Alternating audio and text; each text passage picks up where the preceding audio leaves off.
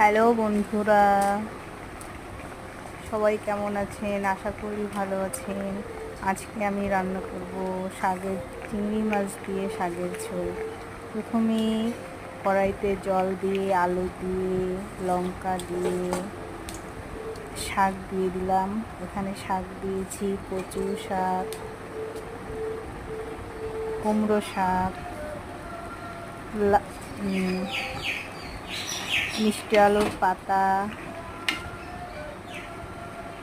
দিয়ে রান্না করছি। তারপর জলের মধ্যে শাক দিয়ে একটু নেড়ে চেড়ে দিচ্ছি। কাঠি দিয়ে খুন্তি দিয়ে নাড়া যাবে না, কাঠি দিয়ে নাড়াচাড়া করতে লাগবে, তাহলে শাকটা বেশি সেদ্ধ হবে। এখন কাঁঠালের বীজ দিয়ে দিচ্ছি। এখন বর্ষার দিন, তাই বেশি শাক পাওয়া যায় না, কিন্তু এরকম করে রান্না করলে খুবই টেস্টি হয়, খুবই টেস্টি হয়। কচু পাতা দিয়েছি, কচু পাতাটা কালারটাকে এরকম হবে আর শাকটা গলবে, এত টেস্টি লাগে, গলাও ধরে না, এত ভালো লাগে।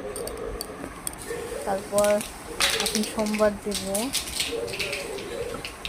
নামিয়ে নিয়ে তেল দিয়ে কালো জিরে দিয়ে চিংড়ি মাছটা ভেজে নিচ্ছি।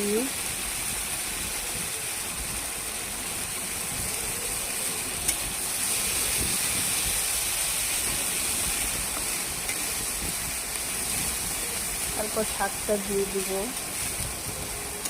চিংড়ি মাছটা ভাজা হয়ে গেছে, একটু আদাও দিয়ে দিয়েছি, আরও বেশি টেস্টি লাগে আদাটা দিলে।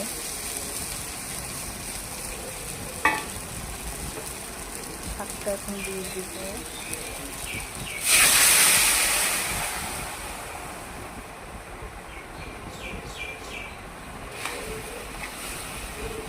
সরিষা করে দিচ্ছি, কিন্তু আমি খুন্তি দিয়ে এসে করবো না, শাকটা এসে কাঠি দিয়ে করলে খুবই গলে যায়, সে খুবই টেস্টি হয় আর কালারটাও খুব সুন্দর হয়। দেখুন শাকটা কি গলে গেছে, আমি কিছুই দেইনি, হয়ে গেছে।